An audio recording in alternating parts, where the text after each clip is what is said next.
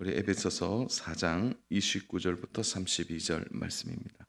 우리 말씀이 길지 않기 때문에 우리 천천히 함께 우리 합독하면 좋겠습니다. 무릇 더러운 말은 너희 입 밖에도 내지 말고 오직 덕을 세우는 데 소용되는 대로 선한 말을 하여 듣는 자들에게 은혜를 끼치게 하라. 하나님의 성령을 근심하게 하지 말라. 그 안에서 너희가 구원의 날까지 인치심을 받았느니라. 너희는 모든 악독과 노함과 분냉과 떠드는 것과 비방하는 것을 모든 악의와 함께 버리고 서로 친절하게 하며 불쌍히 여기며 서로 용서하기를 하나님이 그리스도 안에서 너희를 용서하신가 같이 하라. 아멘. 오늘 우리가 이제 4장을 마무리합니다. 4장의 전체적인 주제가 있죠. 그것은 하나님이 우리를 부르셨다는 것입니다. 그래서 그 부르심에 합당하게 사는 것, 그것이 거룩하게 사는 것인데, 그 부르심에 합당하고 거룩하게 사는 방법 두 가지를 말씀해 주셨습니다. 그 첫 번째가 이제 공동체에 주신 메시지죠. 성령이 하나 되게 하신 것을 힘써 지키라. 2절, 3절에 나옵니다. 그래서 그 부르심에 합당하게 사는 것을 통하여 우리가 거룩하게 사는 공동체의 방법, 그 부르심에 합당한 방법, 그것은 어떻게 하든지 하나된 것을 지키려고 하는 것입니다.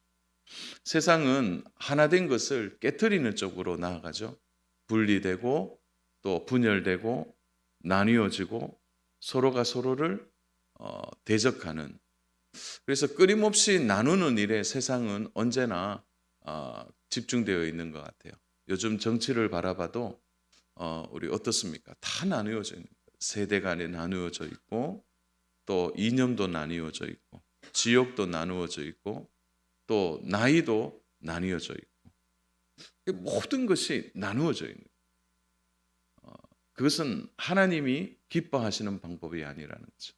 그러니까 서로가 서로를 향하여 이 거룩함을 지키는 방법은 그 공동체가 거룩하냐 이렇게 물을 때 그 공동체의 중요한 기준은 뭡니까?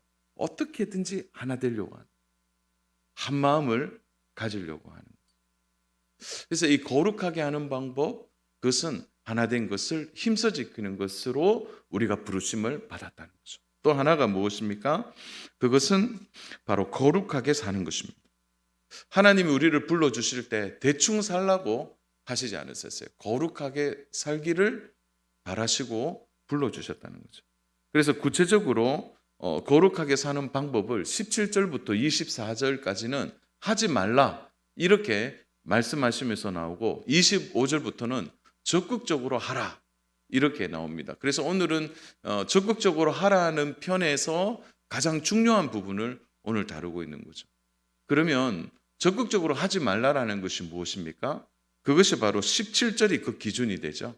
우리 17절 같이 읽겠습니다. 그러므로 내가 이것을 말하여 주 안에서 증하느니 이제부터 너희는 이방인이 그 마음에 허망한 것으로 행한 같이 행하지 말라. 이방인처럼 살지 말라라는 거죠.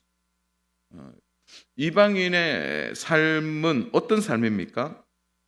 이방인의 특징이 뭡니까? 그 마음에 허망한 대로 행한다는 것이죠.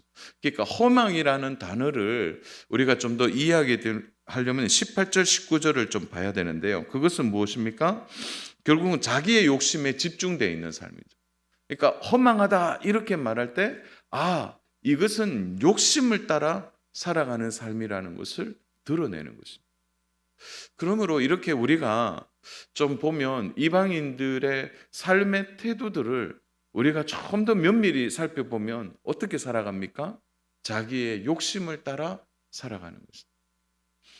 그것이 겉으로 볼 때는 매우 절제되어 있고 자기의 계획대로 열심히 성실하게 노력하고 사는 것 같지만 그 내면에 들어가 보면 자기의 마음에 허망한 것으로 채우는 것입니다. 욕심을 채우고 사는 것입니다. 왜 그렇습니까? 그것이 바로 옛사람의 성품이기 때문입니다. 그런 옛사람의 성품이 결국 그렇게 나타나게 되는 것입니다. 그러므로 바울은 적극적으로 우리가 해야 할 일이 있다고 강조하죠. 그 기준이 25절에 나와 있습니다. 그런즉 거짓을 버리고 각각 그 이웃과 더불어 참된 것을 말하라. 이는 우리가 서로 지체가 됨이라. 그래서 이 적극적으로 해야 하기 위해서는 먼저 해야 될 것인데 거짓을 버리는 것입니다. 거짓을 버리는 것. 거짓을 버리게 되면 참된 것을 말하게 된다는 것입니다. 왜 바울이 이렇게 적극적으로 첫 번째 하라고 말할 때 거짓을 버리라고 말하는 것입니까? 이유가 있는 거죠. 왜 그렇습니까? 인류의 죄가 에덴 동산에서 시작될 때 무엇으로 시작되었습니까? 거짓으로 시작되었기 때문이죠. 마귀가 아담과 하와를 유혹할 때 그들은 철저한 거짓말 속에 그 일들을 진행했다는 거죠. 그래서 마귀를 거짓의 아비라고 말하는 것입니다. 그래서 거짓은 하나님에서 나온 것이 아니라는 거죠. 그래서 이 거짓의 반대말이 뭐냐 이렇게 묻는다면 진리라고 말할 수 있는 거죠. 그래서 결국은 거짓을 버리고 이 말은 뭐냐면 진리를 따르기를 위해서 우리가 참된 삶에 들어가게 되는데 결국 진리를 따르는 사람의 새 사람은 새 생명을 입은 사람은 거짓을 말할 수 없다고 말하는 것입니다. 그래서 성도로서 우리가 거룩하게 구별된 삶이 무엇입니까? 거짓을 버리고 참된 것을 말하게 되는 것입니다. 그래서 이렇게 우리가 거룩한 삶이 드러날 때 가장 먼저 드러나는 변화 중에 하나가 뭡니까? 말이 바뀌는 거죠. 그래서 이제 예수님을 처음 믿은 분들이 교회에 오셔서 가장 힘들어하는 게 뭡니까? 교회 사람들이 하는 말이 좀 다르다는 거예요. 왠지 달라요. 근데 그것이 이질감을 주는 것이 아닙니다. 왜냐하면 우리가 한 형제고 자매이기 때문에 한 말을 같이 하기 때문이죠. 그래서 그걸 배우는 것입니다. 교회 안에서 하는 말이 이제 배우게 되는 것입니다. 그래서 여기에서 적극적으로 할 것은 무엇입니까? 바로 더러운 말을 하지 않는 것. 그래서 이제 가장 벗어버려야 할 옛사람은 뭡니까? 말에서부터 시작되는 것이죠. 자, 그래서 오늘은 선한 일을 행하는 오늘 주제의 가장 첫 번째가 무엇입니까? 우리의 입술에 더러운 말을 버리는 것입니다. 이것이 바로 우리가 적극적으로 거룩하게 사는 첫 번째의 방법이 된다는 것이죠. 우리 29절을 보십시오. 무릇 더러운 말은 너희 입 밖에도 내지 말고 오직 덕을 세우는 데 소용되는 선한 말을 하여 듣는 자들에게 은혜를 끼치게 하라. 우리의 옛사람은 원래 더러운 말을 좋아했습니다. 우리의 옛성품은 그렇게 한 것이죠. 그래서 입에서 더러운 말 나오는 것에 대하여 죄책감을 가진다든지 뭐 다 그렇게 말하니까 거기에 대해서 별로 부담을 갖지 않았어요. 그러나 우리 안에 이제 성령님이 오시고 오늘 30절에 보면 성령님이 우리 안에 근심한다 이런 표현이 있는데 그러니까 성령님을 모시게 되면 우리의 가장 첫 번째 달라지는 삶의 방향이 뭡니까? 말이 달라지게 되는 거죠. 입에서 더러운 말이 사라지게 되는 것입니다. 29절에서 한글 성경은 이 원문에서의 헬라어 원문에서 하는 방법을 풀어내지 않았는데요. 원래 헬라어 원문에는 무릇이라는 단어 앞에 헬라어의 강한 부정사가 하나 붙어 있습니다. 이게 이제 파스인데 뭐 우리가 이제 아프면 근육통 이런 뭐 파스 바르듯이 이제 이 파스라는 단어가 앞에 딱 있습니다. 그래서 그 헬라어 문장 구조에 보면은 이 파스라는 단어 부정사가 제일 앞에 오면 이게 뭐냐면은 가장 강하게 금지하는 단어. 그러니까 그냥 부정이 아니라 아주 강한 부정이에요. 그래서 파스 앤 뭐 이렇게 시작한다든지 그 파스로 모든 단어 앞에 이게 딱 붙으면 이 단어 전체는 어떻게 하는 거죠? 강하게 금지하는 거예요. 그런 의미에서 오늘 이 단어가 한글 성경에는 강하게 표현되어 있지 않지만 원문에서는 너무너무 강하게 바울이 이야기하고 있는 거죠. 뭐라고 이야기합니까? 더러운 말은 아예 입 밖에 내지 말라. 아예 말하지 말라. 이렇게 말하는 것입니다. 이게 뭐 우리식으로 말하면 간판을 하나 붙이는 거죠. 금지 이렇게 붙이는 것입니다. 제가 고등학교 때 이제 고등학교 하면서 이렇게 제가 이렇게 뭐 말을 하면 이게 좀 말이 안 맞나 봐요. 그래서 친구들 사이나 또 이렇게 말하다 보면 실수하고 이러니까 그때 한참 막 은혜를 받을 때였습니다. 은혜를. 그래서 뭐 교회에서 뭐 은혜를 받고 그러니까 이게 무슨 말을 하면 동기들이 얘기를 하는 동기들이 좀 이렇게 가까이 하지 않는다는 느낌이 들었어요. 그래서 말에 좀 어떻게 나는 말을 좀 잘할까, 지혜를 얻을까 그렇게 생각하다가 손바닥에다가 이제 글씨 적는 훈련을 했어요. 그래서 뭐 이렇게 절제 뭐 이런 거 적든지 이게 손바닥에 적어놓고 늘 보는 거죠. 이렇게. 예. 그리고 좋은 말도 여기 뒤에다가 이렇게 적어서 늘 이렇게 손바닥 보면서 절제해야 돼. 좋은 말 해야 돼. 뭐 이렇게 부정적인 말 하지 말아야 돼. 긍정적인 말을 해. 근데 이것을 매일 그렇게 손바닥에 아니 여기가 시커멓게 되어도 이게 안 고쳐지더라고요. 왜 그렇습니까? 그것은 내 의지로 되는 것이 아니기 때문에. 바울이 강하게 금지 이렇게 말하는 데에는 결국 우리가 거룩하게 사는 삶에 있어서는 우리 힘으로 되지 않음을 우리가 먼저 이해해야 됩니다. 그리고 어떻게 합니까? 결국은 우리 자신을 철저히 하나님 앞에 이제 내려놓는 거죠. 내가 내 스스로 할 수 없구나. 그래서 거룩하게 사는 방법은 결국 하나님을 의지하고 하나님으로부터 공급받는 것으로 사는 것이죠. 여기에서 이제 더러운 말을 하지 말라 강하게 이야기하는 거죠. 여기서 더러운 말이는 사프로스라는 이 단어인데요. 이 단어가 참 재밌는 단어예요. 이 더러운 말인데 이게 사프로스라는 단어가 뭐냐면 부패한 음식입니다.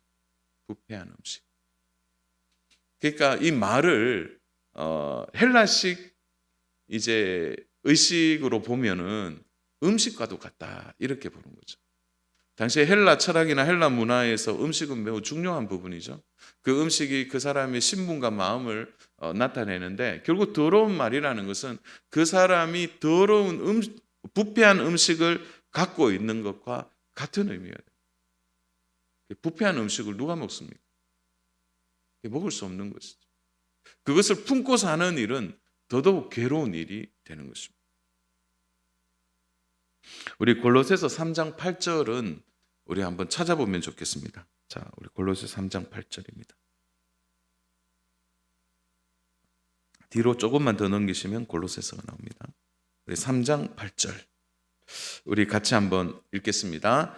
이제는 너희가 이 모든 것을 벗어버리라.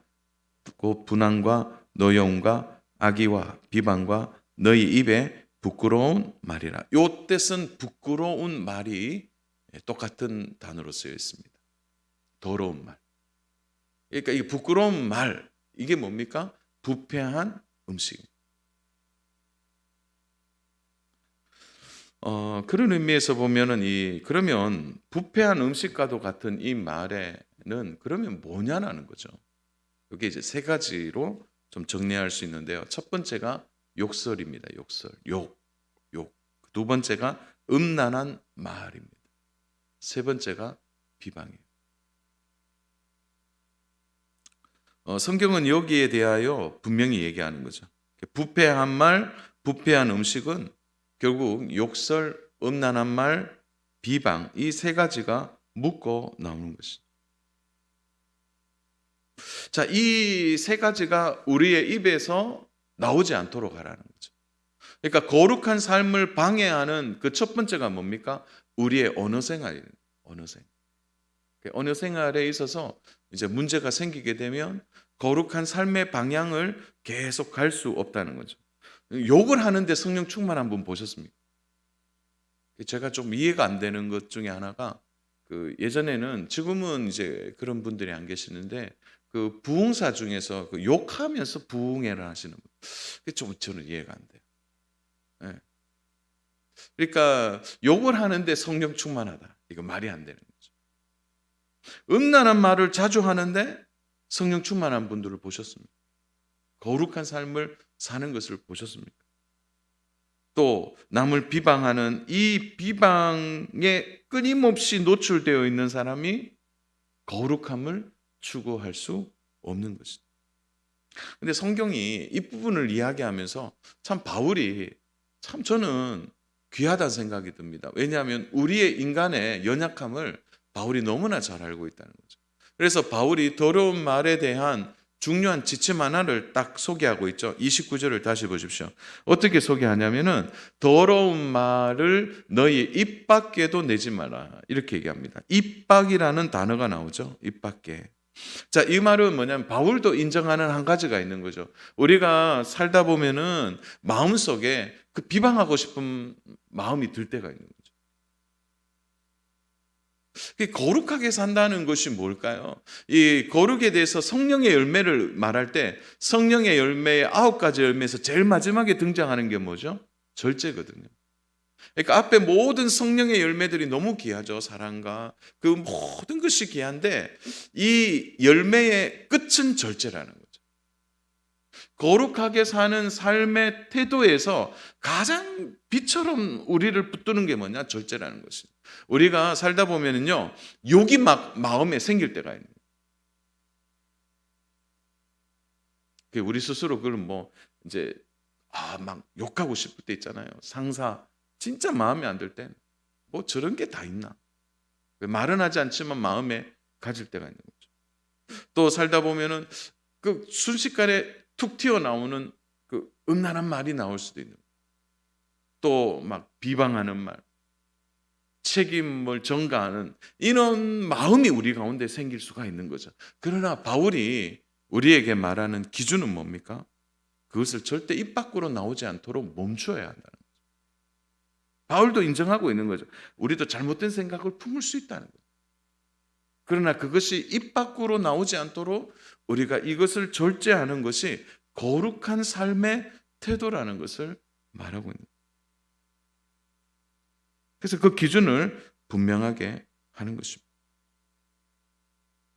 우리가 이제 대화를 하다 보면은 대화 속에 그 사람이 어떤 마음을 가지고 있는지가 보일 때가 있는 거죠.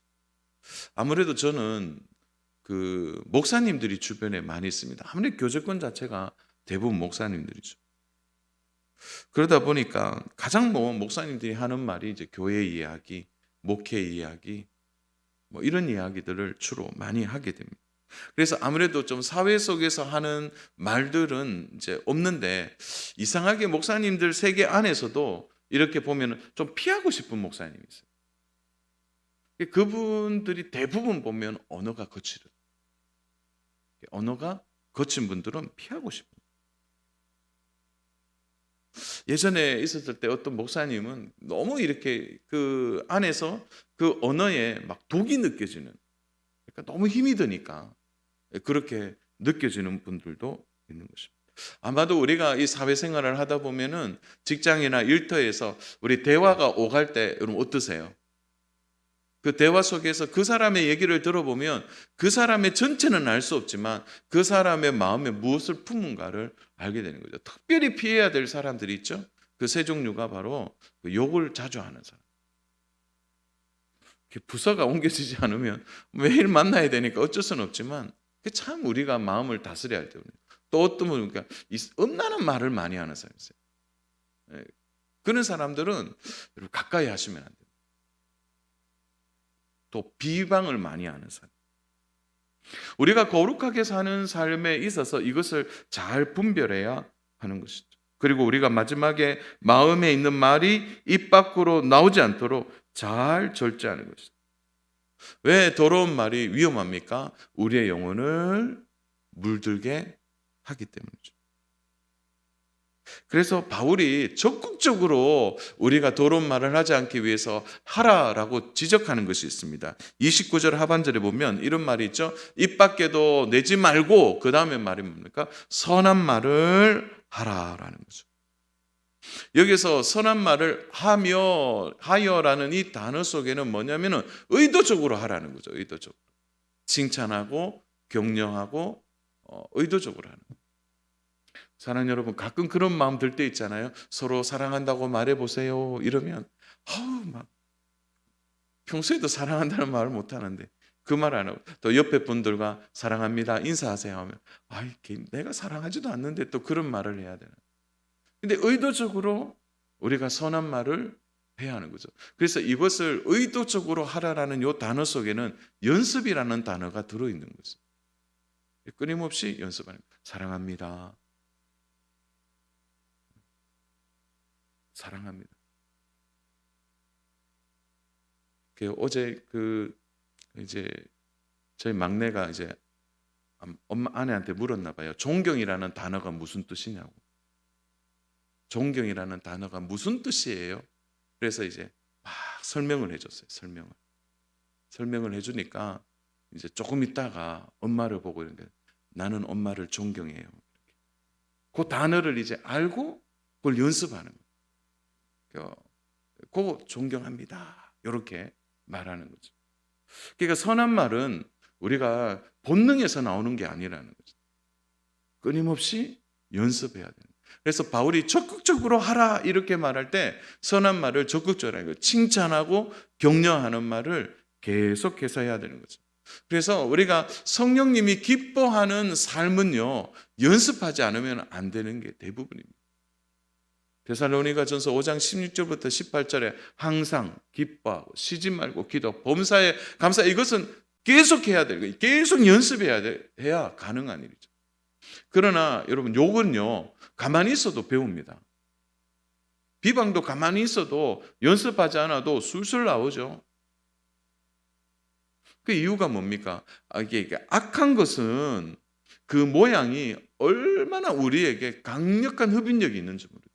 그러나 선한 일은 연습하고 또 연습하고 또 연습해야 되는 거예요. 그 이유는 사실 이 세상이 죄로 깨어졌기 때문입니다. 그래서 선한 말을 의도적으로 계속하는 것이죠. 그래서 계속 축복하는 말을 하고 그런 것이죠. 그래서 이 선한 말을 바울이 이야기할 때 연습하라 이렇게 말하면서 사실은 이 선한 말을 원문에 보니까 덕을 세우는 말 이렇게 표현되어 있더라고요. 덕을 세우는 말. 그러니까 이 뒤에 보면은 입 밖에도 내지 말고 오직 덕을 세우는 데 소용되는 선한 말을, 그러니까 반복하고 있는 거예요. 이 선한 말이 덕을 세우는 말이 되어야 한다는 거죠. 그러나 이게 중요한 기준이 있어요. 덕을 세우고 선한 말에는 그 옳은 말이 들어가지만 그 옳은 말도 상처가 줄 때가 있는 거죠. 상처. 우리 일상에 그런 일 많이 있잖아요. 예를 써서 잘 갖고서 나왔는데 우리가 옳은 말 한다고 너무 정직한 말을 할 때 이제 문제가 생기기도 하죠. 그런데 여기서 옳은 말은 항상 무엇과 연결되어 있는지 보셔야 돼요. 우리 29절 제일 뒤를 한번 보십시오. 29절 제일 뒤의 말씀 같이 보면은 이 선한 말을 하여 듣는 자들에게 뭐를 끼치게 됩니까? 은혜를 끼쳐야 돼요. 그래서 이 선한 말, 옳은 말, 덕을 세우는 말의 모든 기준은 은혜가 되느냐라는 거죠. 은혜가 되는 말을 하느냐라는 거죠. 사랑하는 여러분, 혹시 나에게 옳은 말을 해주는데 기분 나쁠 때 있습니까? 이렇게 옳은 말을 딱 던졌는데 근데 그게 기분이 나빠요. 저는 그거를 이제 언제 한번 경험했냐면은 참 오래전에 사역할 때인데 그 이제 청년부 안에 이제 리더 중에 그 임원인데 목사님 이런 일은 이렇게 좀 하면 좋겠습니다. 항상 옳아요. 그 친구가 굉장히 똑똑했고 통찰력이 있었어요. 그리고 이제 고등학교 교사였는데 참 똑똑한 친구였어요. 그런데 항상 얘기를 들으면 옳은 얘기인데 돌아서면 기분이 나빠요.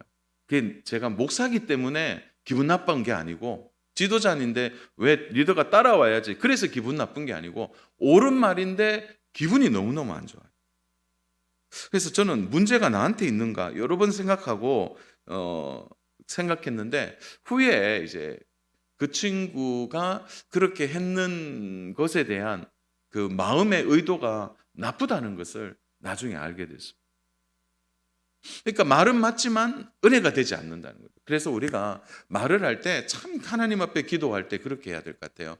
하나님, 덕을 세우고 선한 말을 하는데 그 말을 받는 상대가 은혜가 되도록 말할 수 있도록 우리가 하나님께 지혜를 달라고 해야 되는 거죠. 그렇게 은혜가 되는 말이 되어야 사람이 살아나는 거죠. 그래서 사실은 오늘 29절 이 한 구절만 보면서 어떤 마음이 들었냐면, 야, 참 말하기 힘들다. 참 거룩하게 사는 첫 번째 이 관문인 이 언어 생활이 쉽지 않구나라는 것 같아요. 그런데 가만히 보면 교회 생활에, 신앙 생활에 있어서 우리가 언제 시험 듭니까? 언제 우리가 낙심하죠? 또 언제 우리가 신앙의 어려움을 경험하게 됩니까? 대부분 말이더라고요.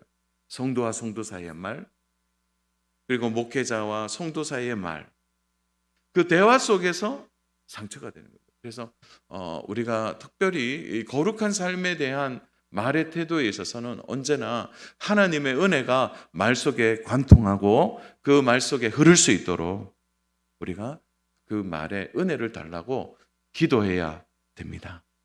사랑하는 여러분, 말에 은혜가 있기를 축복합니다. 그러니까 말이 은혜로우면 사는 것이죠. 자, 그렇게 말을 시작했던 바울이 이제 구체적으로 그 이루어가는 말과 생활에 대한 구체적인 방법을 어떻게 얘기합니까? 31절을 봐주세요. 너희는 모든 악독과 노함과 분냄과 떠드는 것과 비방하는 것을 모든 악의와 함께 버리고. 자, 거룩하게 사는 첫 번째 방법이 말이었다면 두 번째로는 삶 속에 일어나는 악독, 노함, 분냄, 떠드는 것, 비방하는 것, 그러한 악을 버릴 것을 이야기합니다. 이것을 바울이 6가지 악독이라고 말하는데요. 이게 바울이 우리 안에 살아남아 있는 죄의 경향성이라고 이야기합니다. 그러니까 죄가 끊임없이 우리 안에 죄의 공장에서 만들어내는 거죠.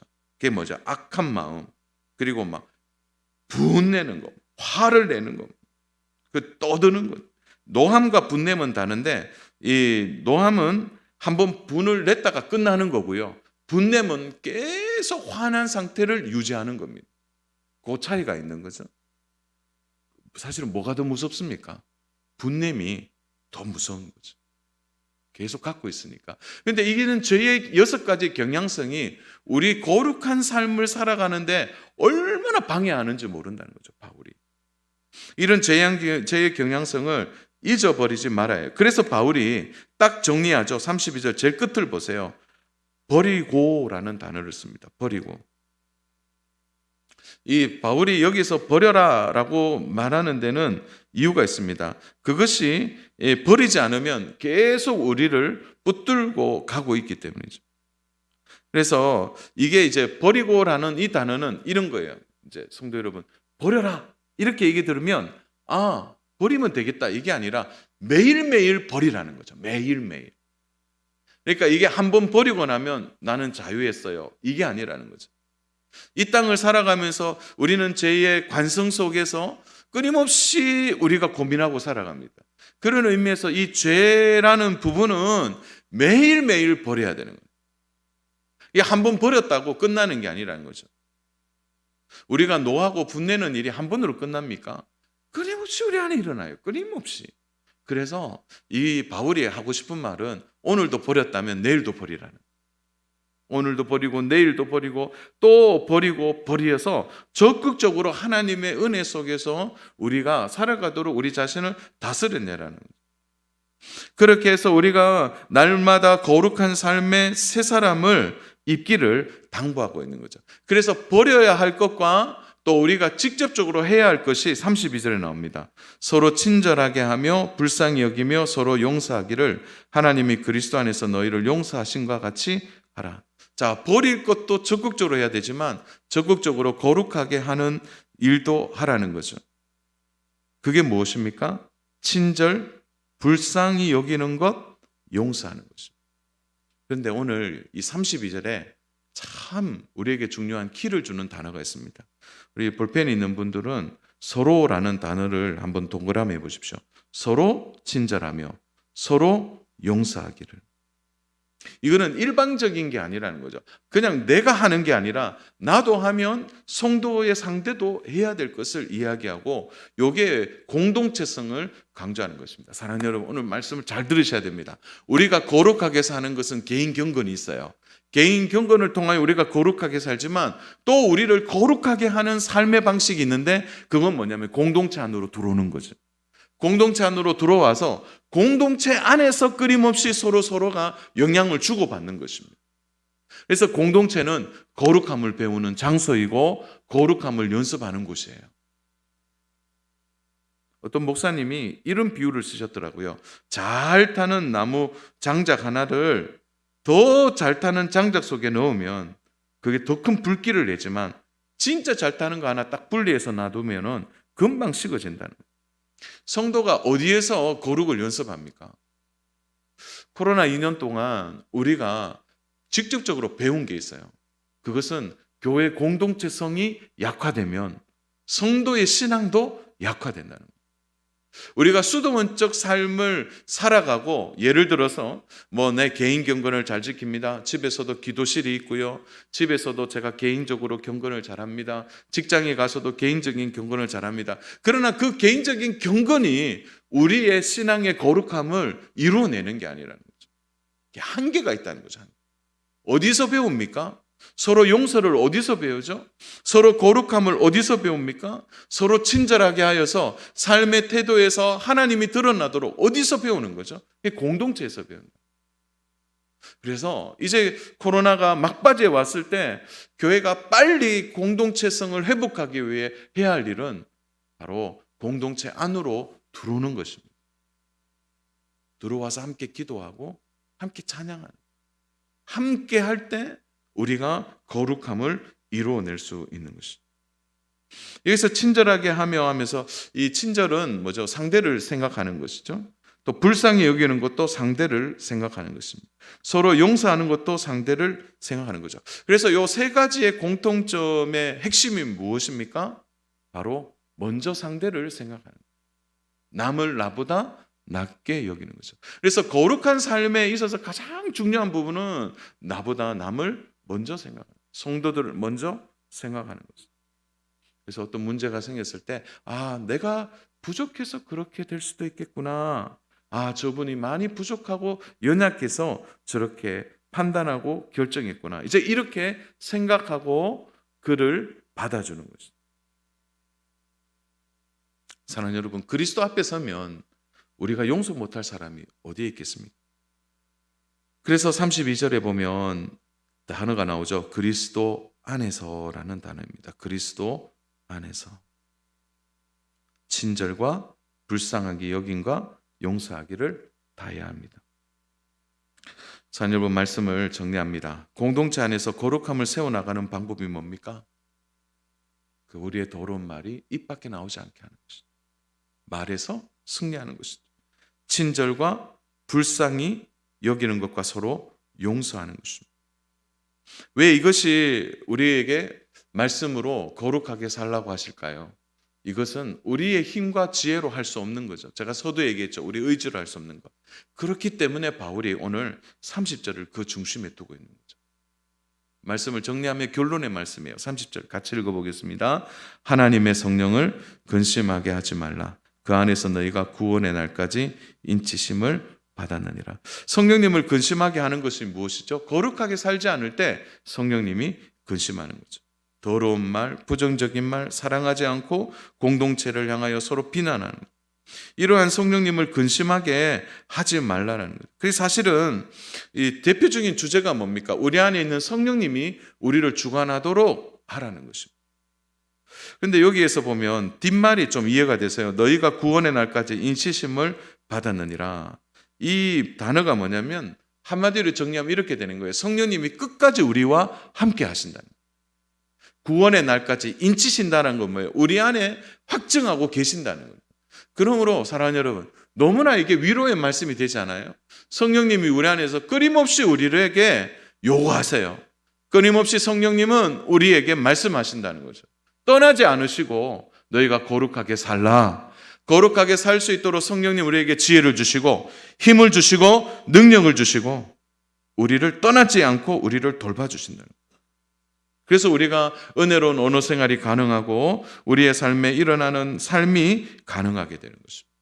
사랑하는 여러분, 성령님 우리 안에 계십니다. 그 성령님과 함께 거룩한 삶을 한 걸음 한 걸음 내어딛는 우리 믿음의 모든 성도님 되시기를 주님의 이름으로 축복합니다.